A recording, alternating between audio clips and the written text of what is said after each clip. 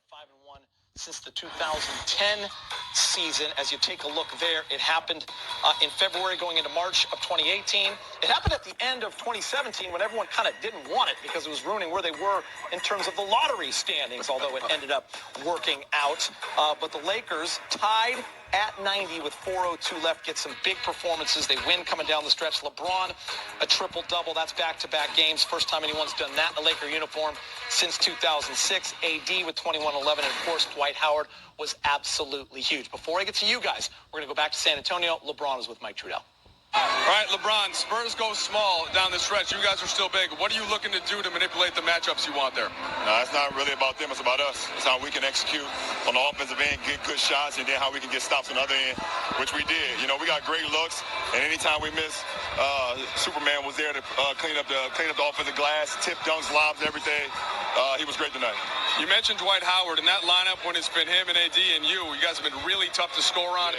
What's been the defensive key with that group? There's three guys that want to defend at a high level. Every possession, we don't like guys to score on us. It's going to happen. It's the NBA because we're playing against great players, but we take so much pride on that side that we want to try to keep guys uncomfortable, and we did that tonight. Held another opponent, a great offensive team, to 40% shooting and under 100.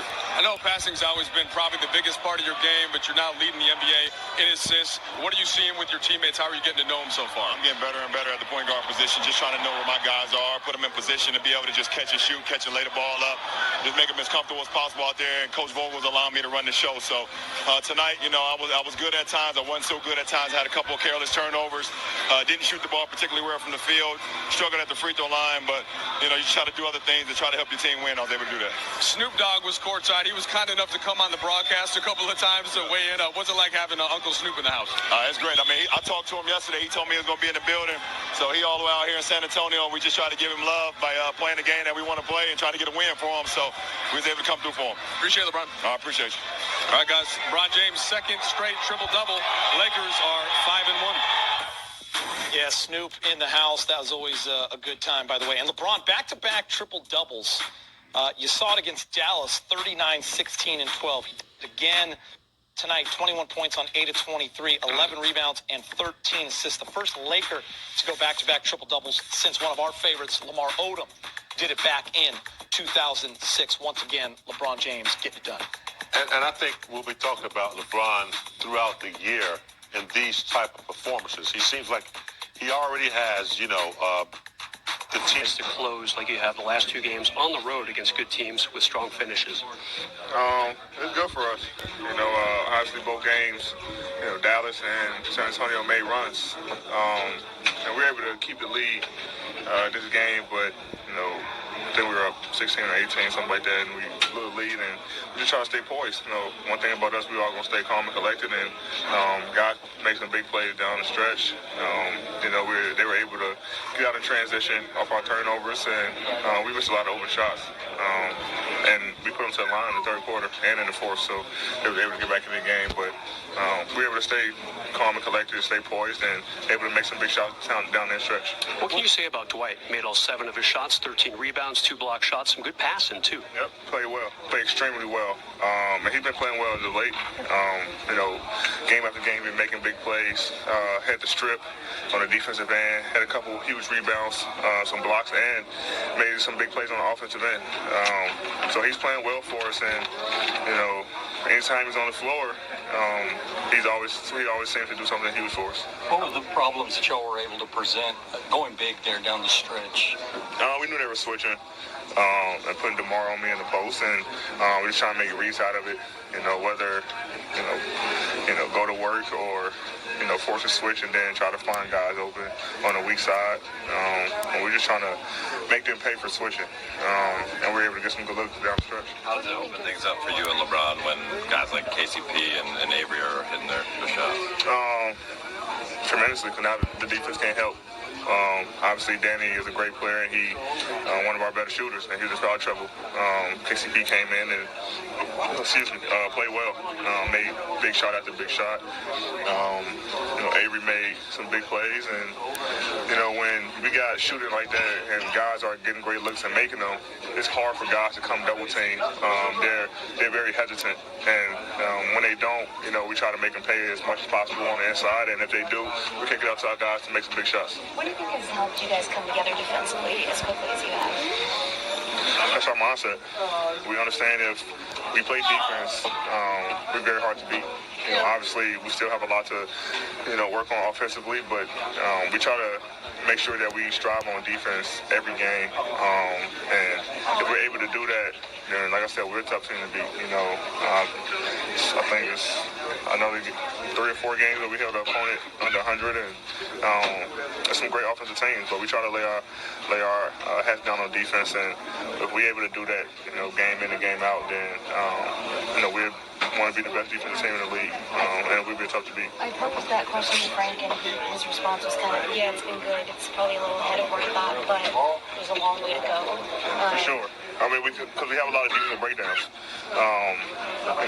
Too many, and we're still doing the things that we're doing. So, the things that we're doing wrong are correctable on our end.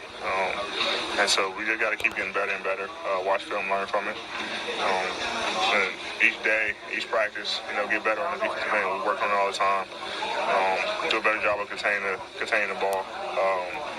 Do a better job of, taking one-on-one matches more personal, not like guys beat us off the dribble. And then also, defensive rebounding. I think we're one of the bottom teams in defensive rebounding. So we want to improve that. What's the feeling like for you going back to play a game at the United Center? It's amazing. Being back home, the first couple years, I wasn't able to play. I was always hurt. So, to go back home and play in front of, friends and family is always a huge thing for me. I only go there once a year, so it was always special when I go back home. Do you see a lot of people when you go back, or do you try to keep all that? See my family, and that's it. Usually when I go back, we always have a day to relax, and my family usually try to throw something at the house, or they usually come down to the hotel, or we go to dinner or lunch or something. So I'm not sure what they have planned this time, but it's always good going back home and seeing family. How many people do you think you have at the game? I don't know. I let my parents handle the tickets. they tell me what they need, and I try to get as much as possible. Anthony, since you've been in the NBA, you've been on a team that was the favorite or had a target on its back. Have you felt, has it felt different this year? I know it's early, but have you felt the intensity of games and getting other teams' best shot? Yeah, I mean, we know that we're going to get every team's best shot, like you said, and it makes the game more fun. When you got to come in and play each and every game, like the championship game, it makes the game more fun for me. It makes the game more fun for everyone, knowing that we're getting everyone's best shot. So, that's why we, make sure that we do the things we're supposed to do, and we're hard on ourselves. We know that it was a tough win for us. It was an ugly win, but at the same time, we'll take it. But we got to constantly get better from wins too. We just can't look at losses and try to get better. Coach comes to field session, and it's 30 minutes, and we're breaking down, defense, offense, ways to get better on off wins as well. So we know that we have a target on our back, and we just got to continue to get better and approach each game like the championship game, knowing that we're going to get everybody's best shot. Put it, but he does appreciate the mutual respect as he respects the San Antonio Spurs. But it is all Lakers all day, every day. 103-96. They go to 5-1. Their best. Well, hello everybody. Sports analyst for NBA Superstar Epic Highlights. My name is Nicholas Dow, and I'm happy to meet your guys' acquaintance. So as you guys clearly seen, LeBron James, knew Snoop Dogg was going to be in town, and he's one of the biggest Los Angeles Lakers supporters ever in the history of supporters. And so they all be talking, and he's like, "Hey, Snoop Dogg, I'll get that W for you, man."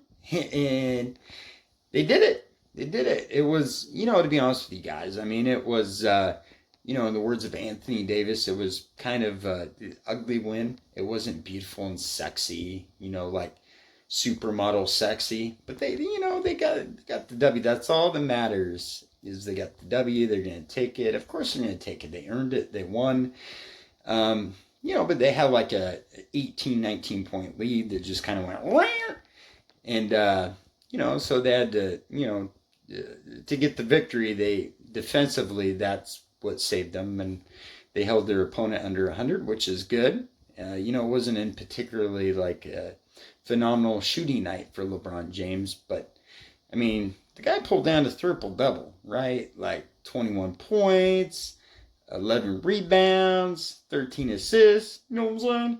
So, and it was a back-to-back, because they played the Dallas Mavericks a couple days ago, and he got a triple-double then, So LeBron James is doing good, but it wasn't like typical LeBron James, like incredible. Like it was great, it was good, but But the important thing, like I was saying, is the Lakers got the W, and to me that's all that matters. I'm a big Lakers fan. I'm a big LeBron James fan.